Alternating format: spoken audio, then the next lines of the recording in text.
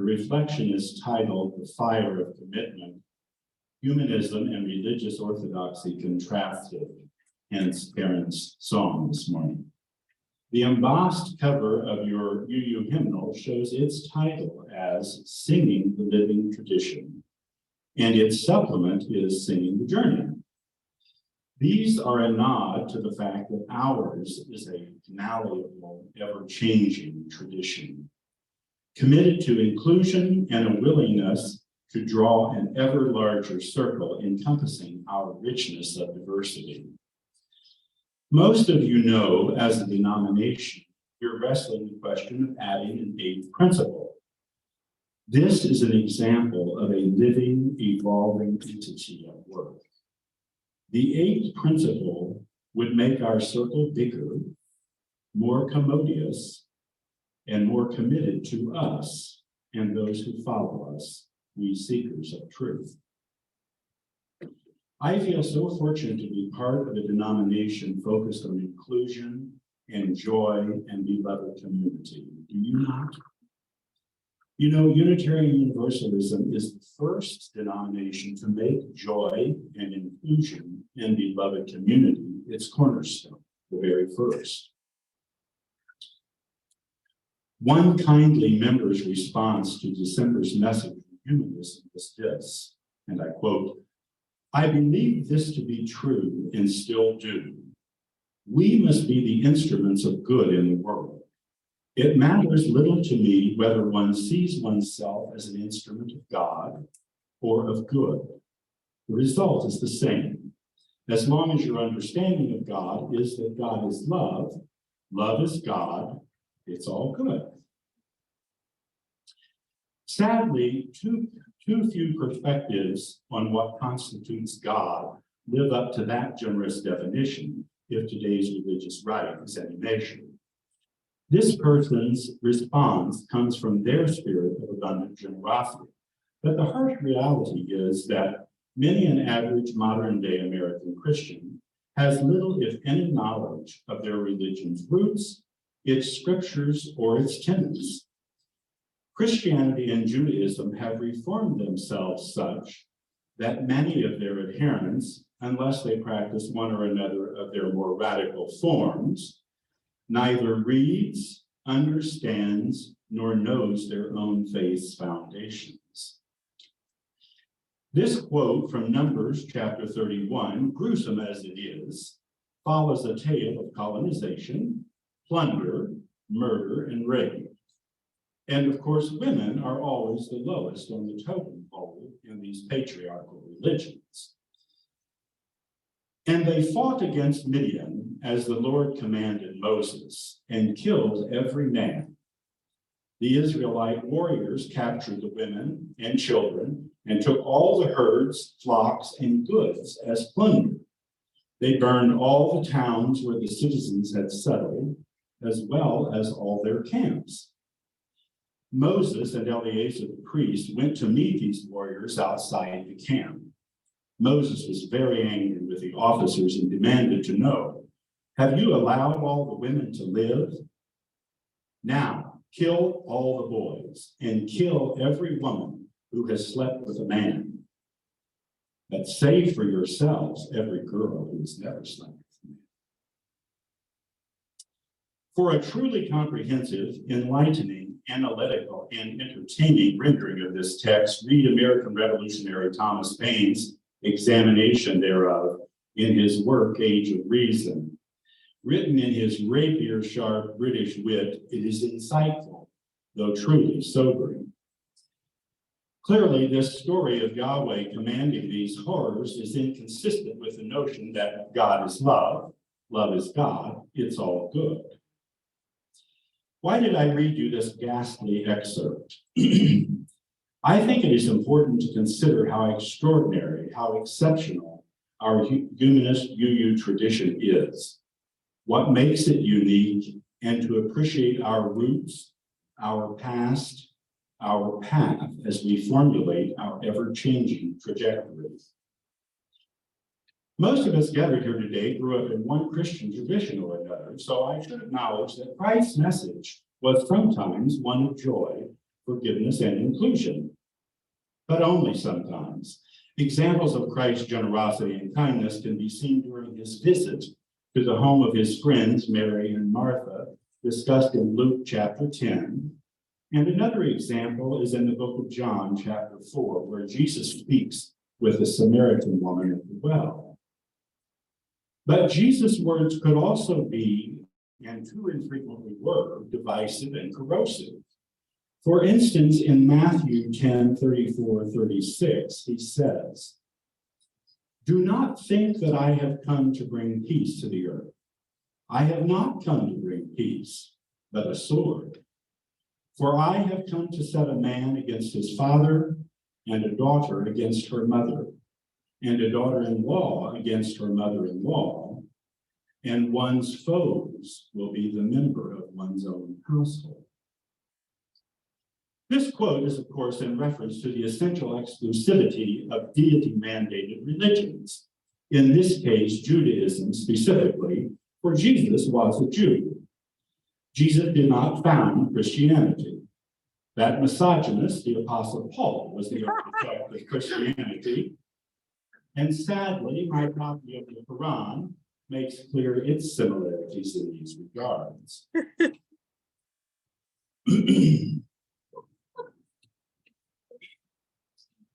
Now, I'm not intimately familiar with all the religions extant in the world, but the large majority of these religions, denominations, sects, and their permutations emanate from Abrahamic roots.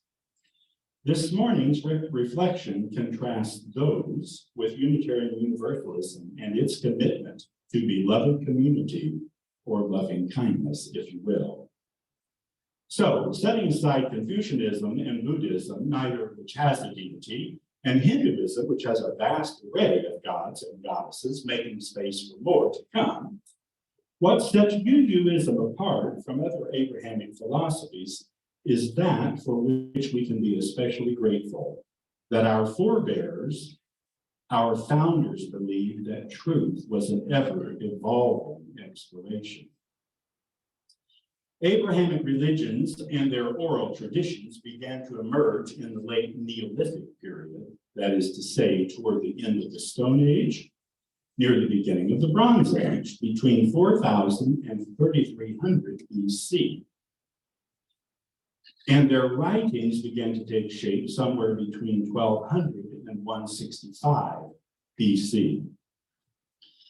Unlike Unitarian Universalism, which is permeable and living, if one believes Abrahamic tradition, some 3,500 years ago, Moses climbed Mount Sinai, and Yahweh reportedly, with his own finger, etched the 10 Commandments on twin stone tablets and gave those to Moses.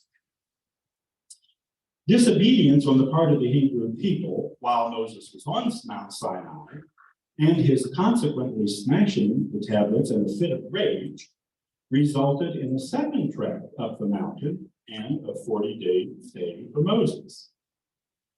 During this trip, according to popular Jewish tradition, God re-etched the commandments, but this time Moses had to hew those tablets from stone himself. If, as Jewish lore has it, Moses also wrote out the whole Torah, or Pentateuch, meaning Genesis, Exodus, Leviticus, Numbers, and Deuteronomy, as well as the 613 commandments of the oral law, then having myself read the Torah multiple times, which takes a couple of weeks, I can tell you he was one hell of a busy man. 40 days, I doubt it. Though being cross as he undoubtedly was, having trudged twice up that mountain, might have done the trick.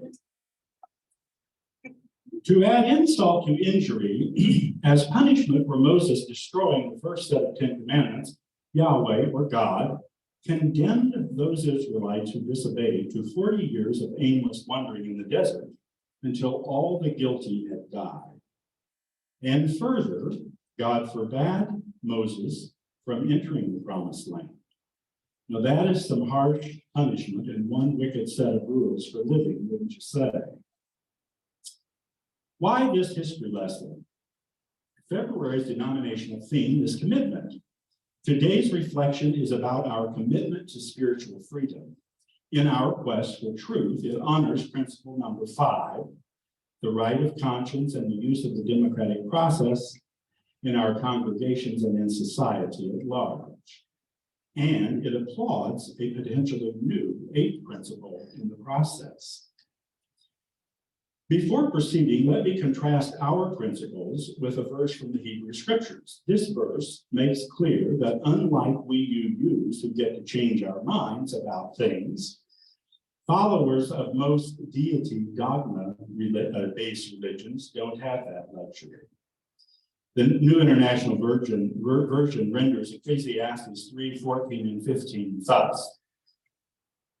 I know that everything God does will endure forever. Nothing can be added to it and nothing taken from it. God does it so that people will fear him. Whatever is has already been, and what will be has been before, and God will call the past to account. All those doctrines and dogmas originated with nomadic warriors, shepherds, fishermen, tax collectors, and Bible commentators such a long, long time ago. Yet those doctrines are not subject to alteration without serious risk of displeasing their deity. I recently experienced forgiveness firsthand in this fellowship. I trampled on a fellow member. And upon realizing from their response the effects of my action, I was naturally contrite. When asking if this person could forgive me, their response was to smile kindly and say, "Of course I forgive you." If the past were forever called to account, where would forgiveness for transgression arise? From that verse above, clearly Yahweh is not a fellow one wishes to get crossways of. How does all this apply to today's UU commitment to spiritual freedom? Drew Kennedy, Minister Emeritus of the First Unitarian Society of Milwaukee, has the following things to say and answer. Spiritual freedom is central to UUism. Despite not being very well known, we have a long, proud history stretching back 500 years. Our history explains a lot about how and why we came to bet our spiritual lives on freedom. Other denominations have also viewed freedom as important. Quakers, some Baptists, Disciples of Christ, the United Church of Christ, Buddhists, and Hindus. But no one has wagered quite as much on spiritual freedom as we. Indeed, no denomination enjoys more diversity than we, where you can have a theist on your right, an atheist on your left, an agnostic behind you, a pantheist in front of you, and the odd existentialist or humanist scattered here and there, leaving you perhaps in a muddle, too confused to decide. Kennedy continues, let me first share a few pivotal highlights of our history to explain how we got to be so theologically and spiritually diverse. Then I'll turn to more recent UU history to showcase the role spiritual freedom played and continues to play among those who count ourselves Unitarian Universalists. 500 years ago in Europe, religious dissidents and rebels were all too often imprisoned, tortured, even burned at the stake as heretics. In 16th century Transylvania, in what is now mostly Romania, Protestants, Catholics, Unitarians, and Muslims were all coming together from different perspectives. They were literally at each other's throats. Periodic ethnic and spiritual cleansings were the order of the day. Into this firestorm stepped a gentleman by the name of Francis David, a preacher who affirmed the unity of God as contrasted with the Trinity of God. And thus, Francis David was one of the forerunners of early Unitarians.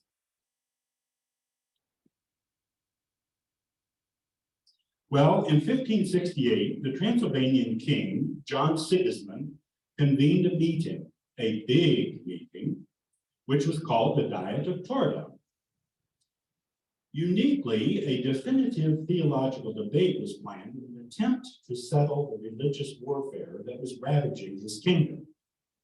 Tradition has it that Melius, who was to argue the Trinitarian, held by both Catholics and Protestants, said menacingly to David, "If I win this debate, you will be executed."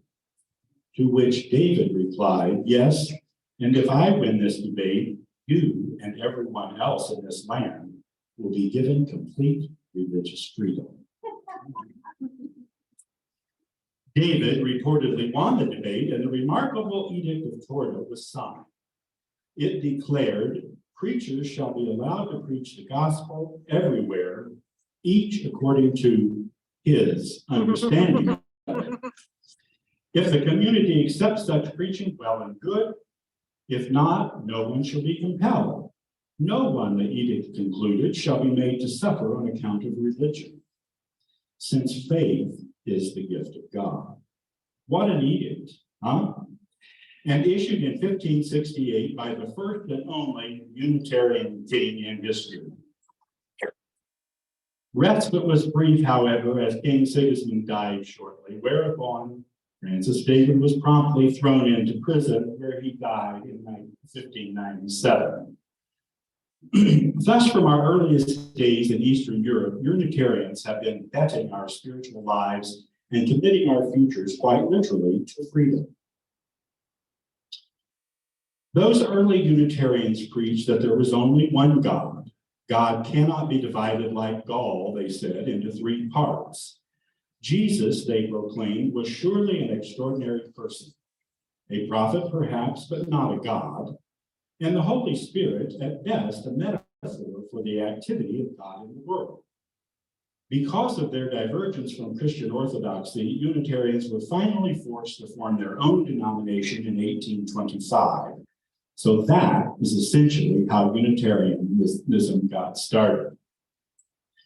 Much later, more modern Unitarians, the Transcendentalists, Ralph Waldo Emerson and Theodore Parker, shocked the orthodoxy of Unitarianism in the 1830s and 40s. Emerson, with his references to the corpse cold Unitarians of the day, and suggesting that we not look to some golden biblical age of inspiration long past, but that we go for a long walk in the woods and become the newborn bards of the Holy Ghost.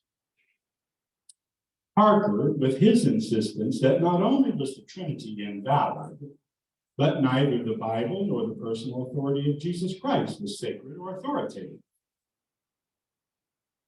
Did the bristling and earnest efforts to drive these transcendentalists from Unitarianism prevail? No. Mm-hmm.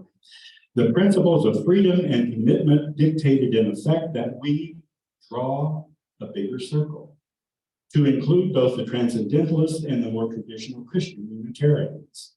That was the first pivotal controversy that helped define us. About 50 years later, here in the Midwest, new heresy was booming.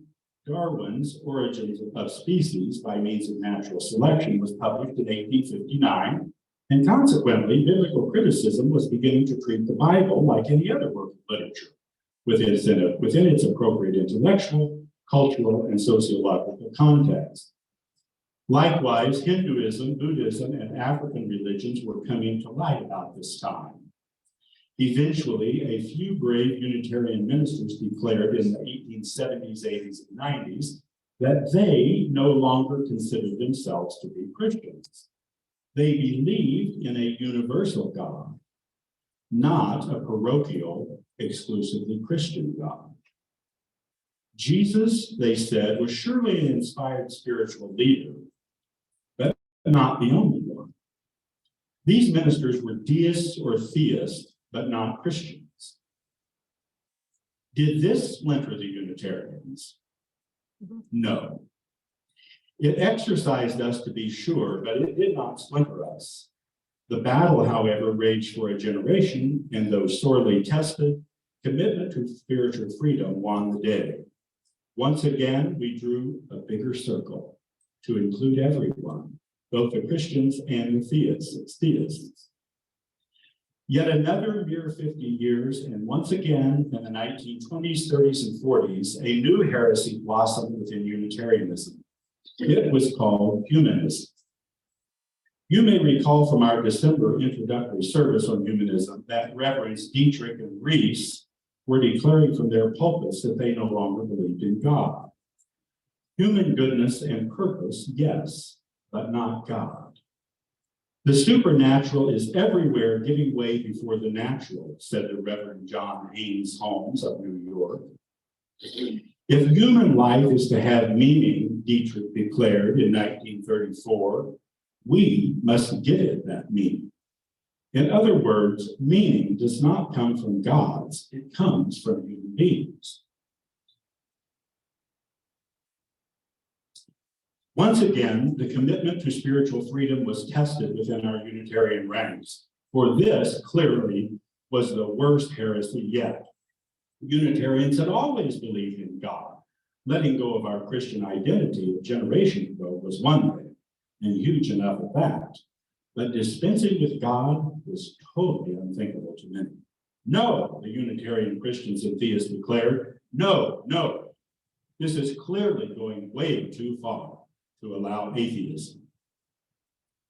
Once again, a bitterly vociferous struggle ensued for a generation. Once again, we drew the circle bigger and affirmed our principle of the free mind. Thus, through the generations of struggle, dialogue, and discussion, we have affirmed repeatedly that it is not our identity as liberal Christians that binds us. It is not the unity of a God that holds us together and around which we rally. Nor is it our affirmation of atheistic and agnostic humanism that holds us together. Rather, instead of hitching our star to any one theology or philosophy, we are in effect an association of churches and individuals betting our lives on a commitment to spiritual freedom, cultivated within the context of a caring spiritual community. This is the peculiar genius of the Unitarian side, our Unitarian Universalist heritage, a commitment to spiritual freedom and its critically important corollary, our acceptance of and our commitment to diversity. In closing and in appreciation of Drew Kennedy's words, I will repeat his oft-recited benediction, for which he always credited the biblical book of Numbers and the poet Mary Oliver. May God bless us, or may life bless us and keep us. May the light of life shine upon us and shine out from within us, and be gracious unto us and bring us peace. For this is the day, this is the one wild and precious life we are given. So let us all find a way to rejoice and to be glad in it. May it be so.